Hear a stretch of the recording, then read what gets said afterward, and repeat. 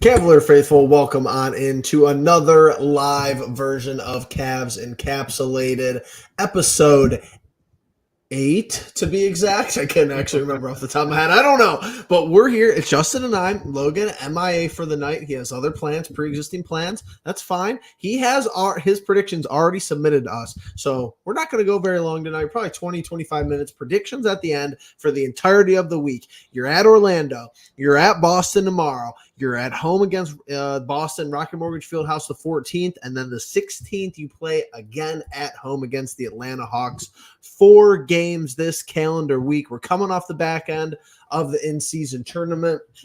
Obviously taken home by LeBron James and the Los Angeles Lakers. Still don't know if anybody cared about that. I certainly didn't. I'm not sure I would have cared if the Cavs were involved. But Justin, that's enough rambling for me to start off the episode here. Welcome on in. I need everybody to get to their seats, get to the front row of the Cleveland Paul's YouTube channel, and make sure that your voice is heard.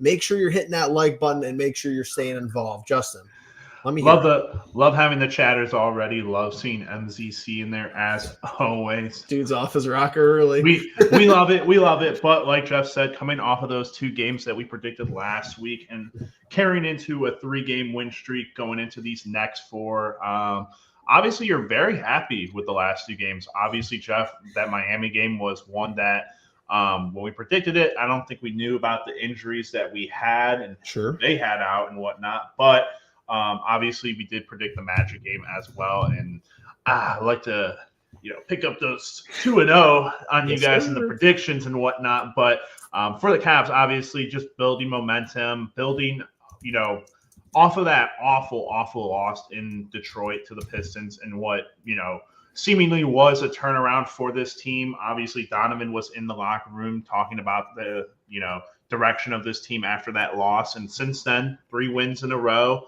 Looking to continue to build. Obviously, standings are what they are, but the Cavs, and I keep wanting, Jeff, usually we'd be talking Browns right now after, on a live after yesterday. But the Cavs, Browns, for the first time since I can remember, sharing a 500 record at the same time in December. But, for the Cavs, they're sitting at 6 and 2 games back from 4, 2 games back from 3, and 1 game back from 4.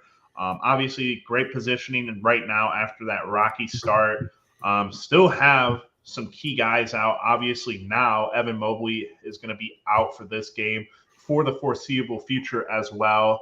But you also have guys like Caris LeVert, who is also still out for this game. Don't know when we're going to get him back. Ty Jerome, who knows what's wrong with him? Phantom injury, gone forever. See you later. But still performing, still getting good, individual performances. Donovan, I think, has been great in these last 3 games. Darius has been playing a lot cleaner in these last 3 games. And just all in all, a lot of good team play heading into this Orlando game. Yeah, finally some continuity, it seems like, from the backcourt, for the first time pretty much for the entirety of the season, as far as consistency. As you stated, Darius Garland, Donovan Mitchell, figuring out some of the wrinkles, getting through some of the second-year growing pains. They've only played an X amount of games together, not like they've been playing 5, 6, 7 years together. But, yeah, I think you bring up interesting points there. No Mobley tonight in Orlando. We know that the Magic size is, something that we have to pay attention, to, especially with their ball handlers. Unfortunately, it's a stretch of games where I'm like, Mobley puts us over the top against a lot of these teams. I think Orlando is a good example tonight. I've always said this since we drafted him a couple seasons ago, is that I think Mobley gives you the best advantage in the Eastern Conference against Boston. I would love a series, us against Boston in the playoff. I think it would be fun. I think it would be competitive. I think it would be back and forth.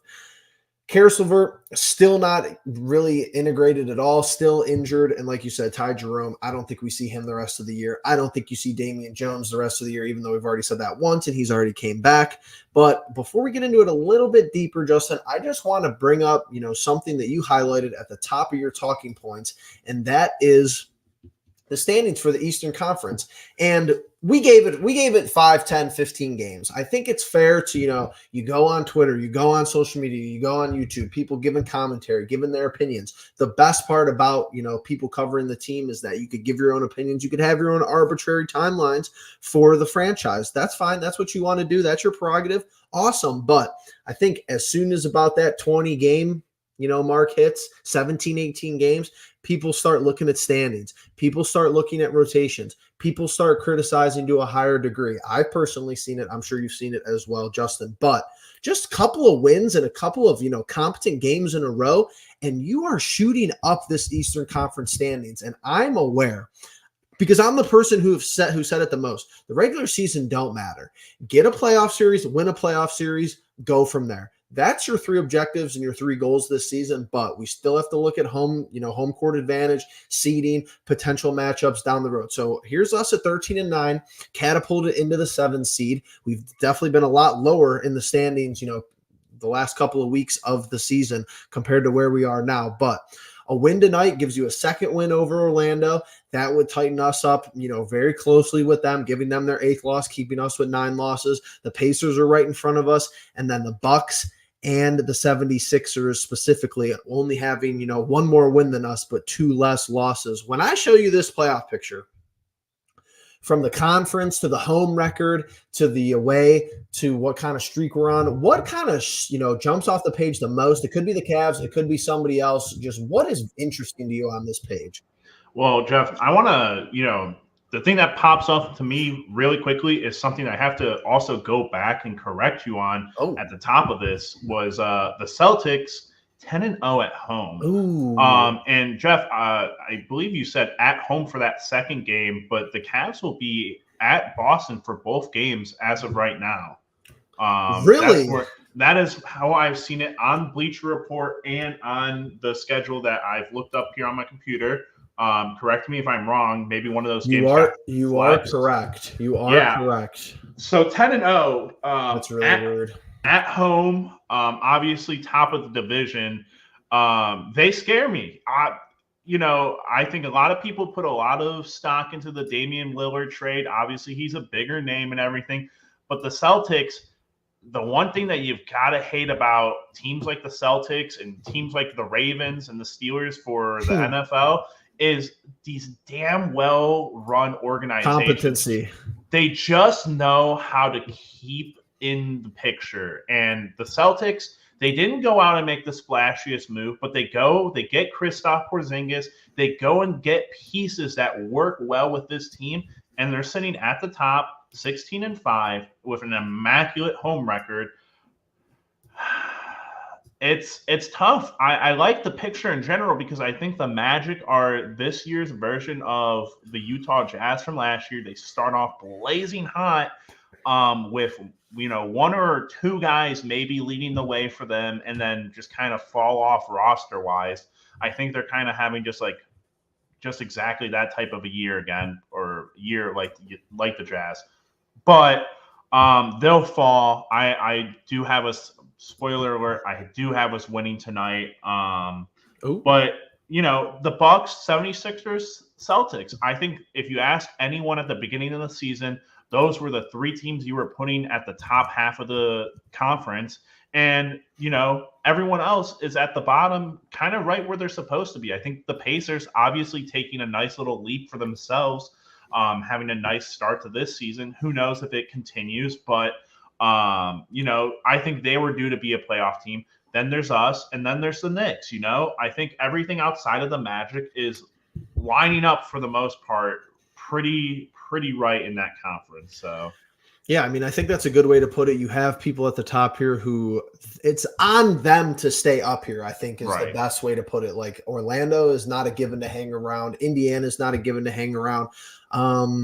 Is 70 or the 76ers kind of like one Embiid injury away from falling out of this top 4 to 6, slots. I think that's a possibility. You could say that for a lot of teams, but you're through 20 games. We're at this 20 games mark, and I think you said it correctly. Boston is looking like they've had the best offseason. Minor moves, some shakeups. You get rid of Smart, you bring in Kristaps. It wasn't the Dame Lillard big splash. It wasn't the add a perennial all-star to the mix, but they're playing great basketball. They're beating Eastern Conference teams. They're 10-0 at home. They have a winning record on the home or in their last 10. And it's, awesome that we get to play them twice this week. And MZC bringing some knowledge to the chat, because with everything going on, I don't really follow other NBA teams, in this early stage of the season. I did not know Mitchell Robinson was hurt. He makes a good point there. They could be cooked.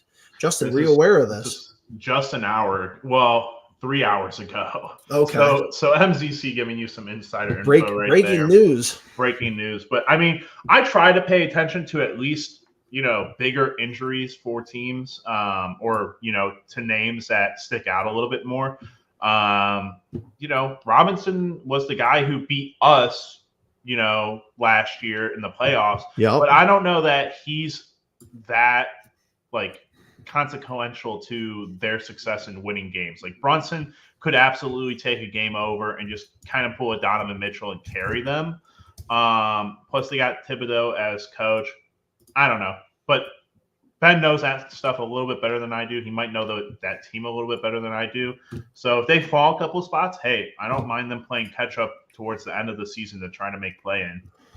Honestly, I think that injury probably hurts them less last year, because they still had Obi Toppin last year. Obi Toppin goes to Indiana. Obviously, they still have Hartenstein, but I mean, 3 months in the NBA isn't like 3 months in the NFL. He could definitely, he's going to be back. He'll be ready for the playoffs. If they're still in contention, you don't have to be like this whole week for the All-Star break. So. Right.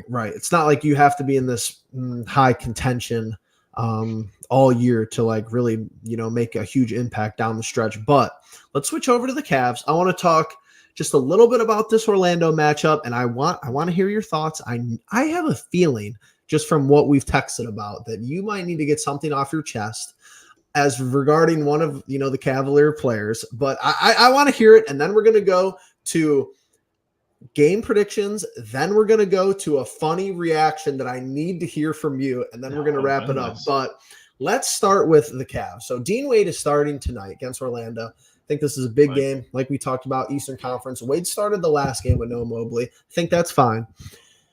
But with these injuries, is it just continue on the path that we've been on because things are working and let's go on with our life? Or what do you think has to change between now and maybe the trade deadline, between now and where we want to go as far as the postseason and into the playoffs with our roster, whether it's Isaac Okoro, whether it's Karis LeVert, whether it's a Ty Jerome, whether it's maybe adding a backup big? I just want to hear your thoughts. What needs to happen? What needs to stay the same? What needs to change? Yeah, so I think one of the things that, if you go back to our talks during the offseason and, after we had acquired Niang and Strus and Jones and Jerome, and Thompson for that matter, I had talked about why I thought this team was going to perform so well moving forward. And that was because you had defined roles and substitutions for players. And, Jeff listed off a couple players there. Obviously, for me, it's been Karis LeVert. And I've never, and this is going to be one of those things where, I understand the need to have traded for him back when we did. I understand that. Was it the smartest move? I don't think so. I didn't think so back then either. Why? Mainly because LeVert reminds me so much of Colin Sexton.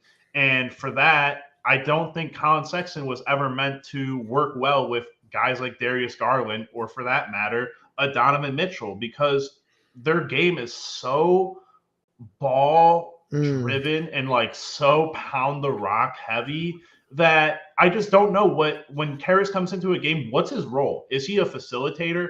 Is he a go-getter? Because he's not a Donovan Mitchell 1-for-1, and no one really is. But I wouldn't even ask for LeVert to try to come off the bench and be like, hey, I need you to go and get buckets. Because until this past season, and of course, now he's hurt and everything, it throws everyone off their rhythm.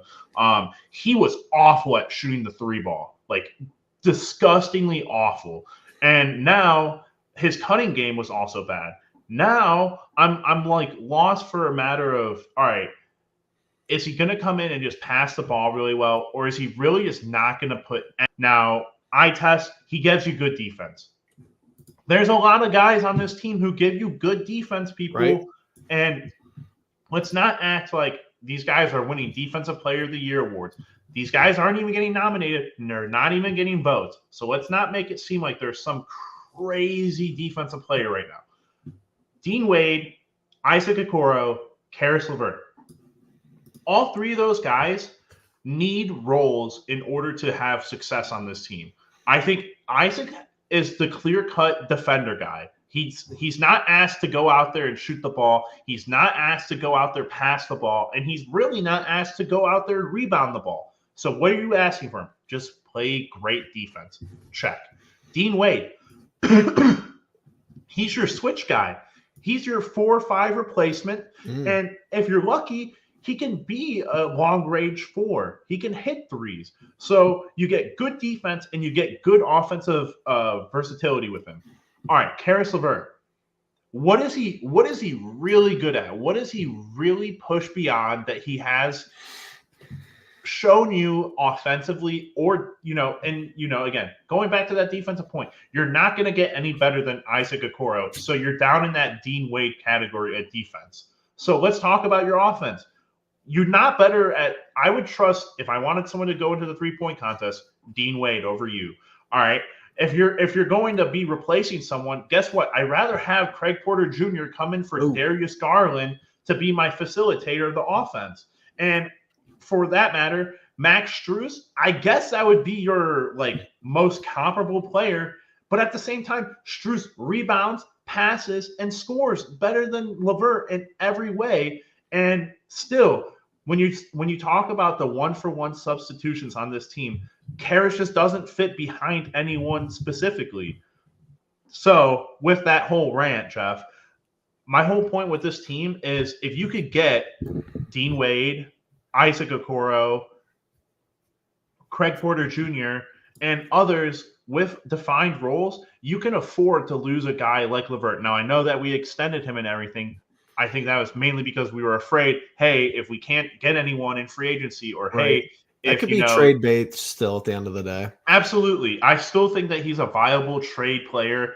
And I think a team who needs that kind of a little bit more oomph off the bench than what we currently need, I would say that that's a viable suggestion. But as of right now, I've just enjoyed not having to watch Karis come into games, checking the games and be like, all right, what am I going to get from you tonight? Because I feel like I haven't gotten great things from him recently when he's been healthy. I just feel like so many,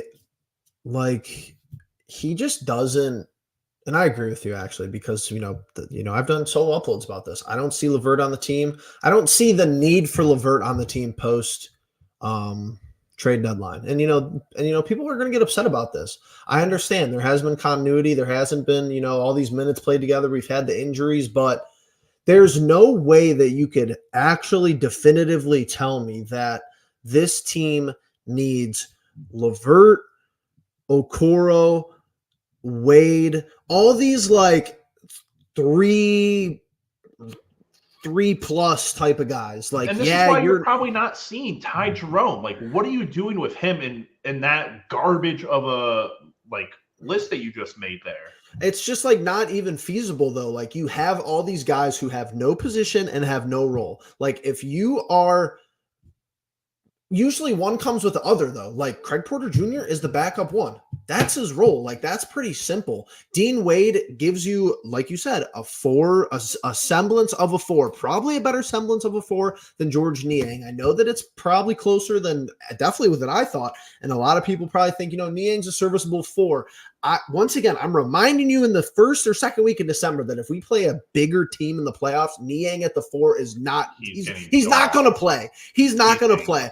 He's a regular season guy. Like, I like Niang. I hope he proves me wrong. Maybe he'll average 12, 15 points in a playoff series, and I'll come back, in retrospect to this video, and I'll shut my mouth. But I just don't see it happening. Like, if you run into the Knicks again with fully healthy, with Hartenstein, with Robinson, Double D is going to be seeing 20 plus minutes. Yeah, it's going to be Tristan Thompson all day. And honestly, hopefully, and rightfully so, if that's the matchup, like, you have to go matchup dependent. But Justin, when you mention those guys, and I know that this is like kind of counterproductive from a year ago specifically, but Okoro and Wade kind of work because you're not asking them to score. And right. I've been the first dude to get on Okoro's back because he's a top 5 lottery pick and the dude can't score. So I'm the first, trust me, I'm the first guy to get on his back about that. But you aren't asking him to. LeVert, with his contract, with how he plays and with how he handles the basketball, you're almost like, all right, either this dude scores or he's not really doing anything for us. He's a decent passer. He plays good defense, and he can rebound the ball a little bit, but he doesn't do anything exceptionally well. And your perfect storm for the Cavs is actually with him playing at the top of his game, but there's just not enough situations where it works. You need him to have a great defensive game. You need to have him to have 3, 4, 5 rebounds, same amount of assists, and you actually need him to be the tangible third option. And here's the end of my point before I let you go. This is what has happened. Strus is kind of technically now your de facto third option. Yep. It goes Donovan, Garland. Tied for third is Strus and Mobley, in my opinion.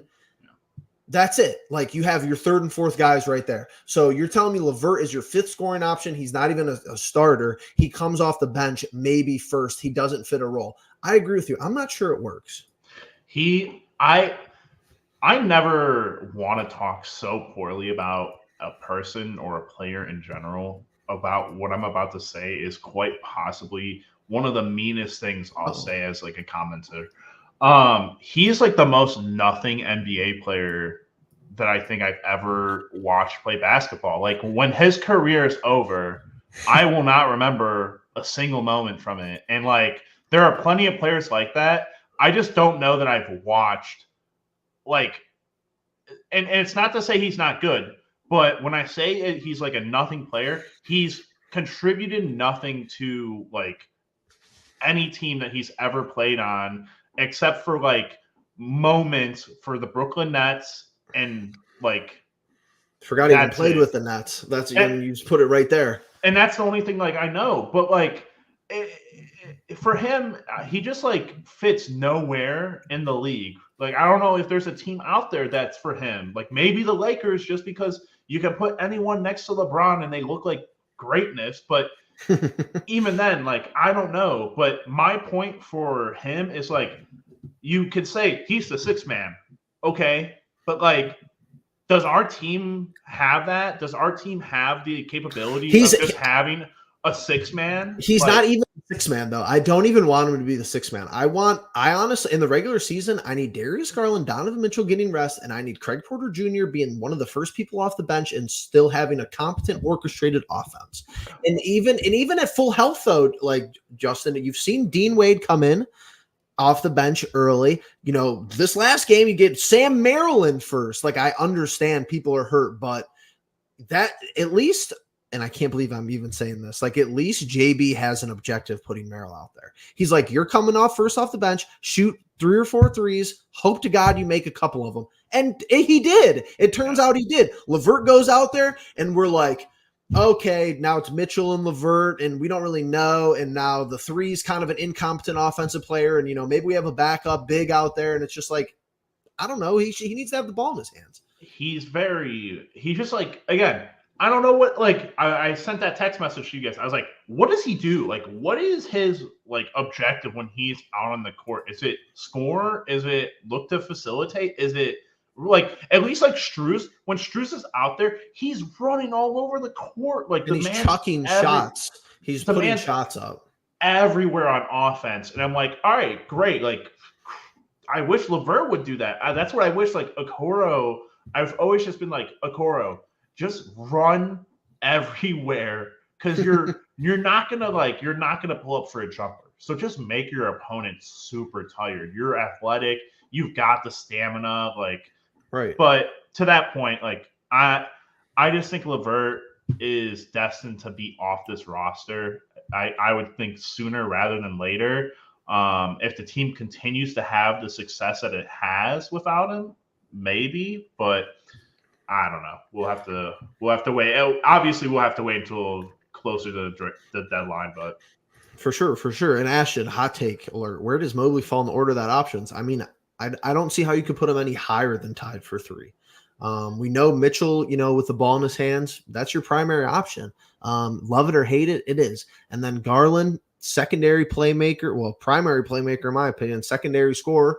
And then I think if you run the offense through Mobley, like you make a concerted effort, you don't go away from him all game, he's your third option. But sometimes the offense breaks down, our guards kind of lose their minds, and that's where Max Strus, is more of an impact as far as offensively to me. I don't know if I necessarily agree with it. I love when the offenses ran through Mobley, but does it always happen? I'm not too certain. I just think that at this point, Strus has very well worked himself into that. Like, rightfully so. We're going to design multiple opening threes for you, like opening minutes threes for you, just so we can see, hey, kind of like that.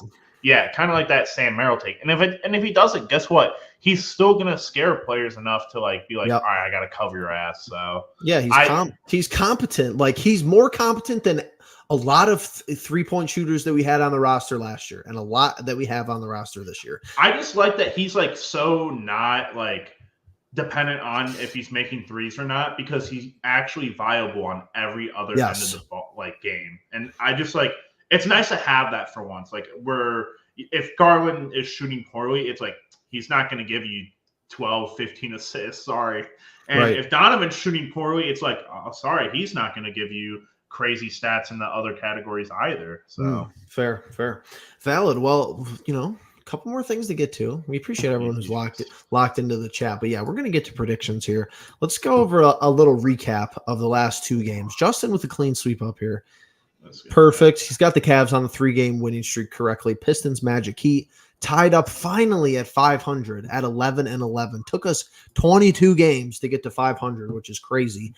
Me in this middler position, 9-13. I had us losing the Magic game. I was incorrect gladly about that. And then Logan, Mr. MIA, not able to be with us tonight, but with us here in spirit. I actually have Logan's predictions in Justin's spot. I don't even know what's going on. But I was gonna say, hold on. You don't know that I'm gonna predict that. So we got the spoiler out early. We all think we're gonna win tonight. I'm gonna just keep going. I'm just gonna keep going here because we're on a back-to-back. I think we're the worst team in the league on back-to-backs. That's an opinion. I don't have any facts to back it up, just the eye test. I don't think there's any chance we win this game tomorrow. So I think you have to go hard, try tonight to make sure that we get the job done, because I don't think that tomorrow's looking very good. I hope one day someone fact checks you on that back-to-back. Please do, but we're not good. We're not good. I know, and I take your word for it. I just don't know when that started. And we actually won the Raptors back to back, but we lost the first one. It don't matter. It's just funny because I know for you it's a staple. It's a staple every time we come into schedules, or come into the predictions. You'll know ahead of time. Do we have a back to back or not? Of course. Do we have 2 back to backs or not? I'm also going to go to Celtics. I just think they are the best team in the league right now. And that home record, I didn't know that coming into this, and it has influenced my 3rd pick. I'm going to go Celtics. You're going to go Celtics again. Wow. See, I want to be the contrarian here. Well, not really, because Logan picked Cavs, but I don't think he knew that Celtics statistic. No way. Because I think if he would have known it, he wouldn't have picked them. I just kind of think they are better than us. I think this second game, I really want to pick the Cavs here. And I hope I we would do. too. And here's why me and you picking this as Celtics is great, because I absolutely know now that we'll win this game in retrospect. Yes. And it's like, we have to keep the home pick. loss. Exactly. That would be the most. Listen, JB on the outs, the season's rocky, they're everything. 11-0. What's the most like ironic thing that could happen right now? I'll just beat the best team in the league at home, give them the first home loss. So for sure. And then this game, I think either way, I'm even going with these predictions of just like, regardless of the actual game, just what I think needs to happen. Like, you need to split these four. I don't even really care how you do it. I'm kind of throwing that out the window. Same. Less and less I'm, results oriented, just how the process is more important to me. If you beat the Celtics twice and you lose Orlando and Atlanta, no one is going to be complaining about that. Any way you kind of shake it here, 2-2 is what you should be expecting. 3-1 is going to be a great performance through 4 games, specifically with 3 games on the road. 4-0 is going to be the cherry on top. Hallelujah. We're back. The meme, like, we're back. Anything worse than 2-2, and you're kind of like, this momentum we're building. I know we're playing good teams, but if you can't be good teams, then what really are you? That's my philosophy right now. I feel like you really have to beat a team like Orlando, just because to me they're fraudulent. And you're not like outside of them, like you're looking at this and you're like, I don't know. I still just take records away and you're looking at these rosters. I'm still saying Orlando's the weakest of the link, and I'm saying you got to pick up at least the 1. You'd love to pick up 2. I think the Hawks are a team that's just like they're just sneaky, like good and bad. Where it's like they have players, they have really talented players, but whether they're on or not, who knows? That being said, I'm going to pick Cavs because I do got us 2-2 for this week. But fair enough, Justin. Me and you are going to be basically the same distance apart. Logan with an opportunity to make up some ground here. It's only 1 game. But he can pick up the comeuppance and he gets fucking Cavs. This would be the best. This would be one of the better predictions on the year. So that's going to be respect if we could pull that second game off. Oh my goodness, it would be crazy if we got Cavs Celtics. He would probably be losing it. It wouldn't do anything for us. It really wouldn't, but it would just piss us We'll probably win the first game. You're actually true. You're actually that's gonna happen. Oh, so goodness. We're 5 minutes till tip off, give or take. NBA is never on time. Justin, over on X, our favorite app, and if you're, I'm sure if you're in the chat, you probably follow us over there. Shout out to you guys. But if you're watching this on the playback, at Pulse Cleveland over on X, I've been trying to get in contact to try to get at Cleveland Pulse or at the Cleveland Pulse, but there's a dead account who hasn't tweeted in 5 years who has the at.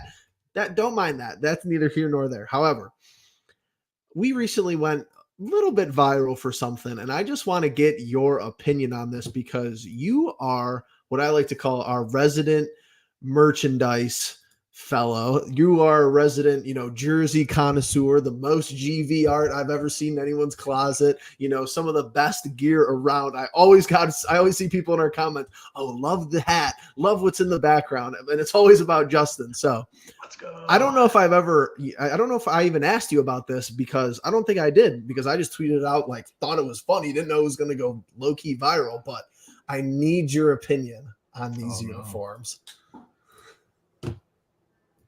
Oh, why are? Please tell me you've seen this. Why are we in Australia? We're not in Australia. We're Buddy the Elf. No!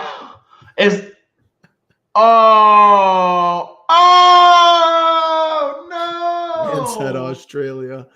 He's dressed up like Buddy the Elf. No. Meanwhile, this has 758 likes on X. What in the world? Oh, why? What did we Those rate in are this? actual jerseys. Those are G League jerseys. We wore them. What day was this? This was the 9th. Wow. The Charge wore them 2 days ago on Saturday. Wow. That is Goodwill. No wonder that's why they look that way. Okay. All right. Well, I mean, hey, the Playhouse Square jerseys, right? Looking good. Looking up in the world. Oh, they're nice. I like these jerseys. Is Not so this much. an all-time like bat? Like, is this like a Christ. 0 out of 10? This looks like if we played intramural on Christmas like Eve. Like, holy! This looks like if like we did the turkey bowl at Ed's and like everyone just shows up and there's that one random person in a costume for some reason. And it's Buddy the Elf. I can't believe they did a Monty like that, but I just needed your reaction from that, honestly, because I just thought that was easily the fun in a sports town that ends up being pretty funny, however you slice it. That had to be the highlight of the last week. So, Justin, final thoughts. Let's wrap it up here, and then we'll go watch our Cavs play. Ooh, need some. I really want the consistency to stay. But for more than anything, Mobley being out, this is Dean Wade's time to just really carve out a role. Because the one thing that Jeff hit a point on was Niang being that 4 substitution. I really do think he's the Strus substitution where like he just comes in and he's posting up for threes and whatnot. But for Dean, this is a huge stretch of games where he can really make that. He starts at the 4 when Mobley's out, and then he doesn't really get put right into the lineup once he's back in. But, for Dean, like Jeff and I had said, Karras, Okoro, Dean, they all need their roles. They all need their spots to be a little bit more defined. And hopefully this is a stretch of games where Wade can get a little hot and hopefully get that definition for himself. Yeah, I think Wade has kind of been an underrated piece of this team so far through the first, 20 games. But yeah, we'll see if we can keep it going. Cavs on a 3-game winning streak, looking to make it 4 tonight. Hopefully pick up back-to-back wins against Orlando in this short time span. But yeah, shout out to everyone in chat tonight. Ashton, MZC, Mike, the usual suspects. Appreciate it. Appreciate everyone coming out, hitting that like button, making sure you're subscribed, sharing with your friends, throwing us up on, Twitter, funny clips, whatever you guys want to do, go interact with us however you want to do it. We respond to comments. We respond to pretty much everything over on X because I don't have anything else to do most of the time. So with that all being said, we appreciate you being the pulse of it all.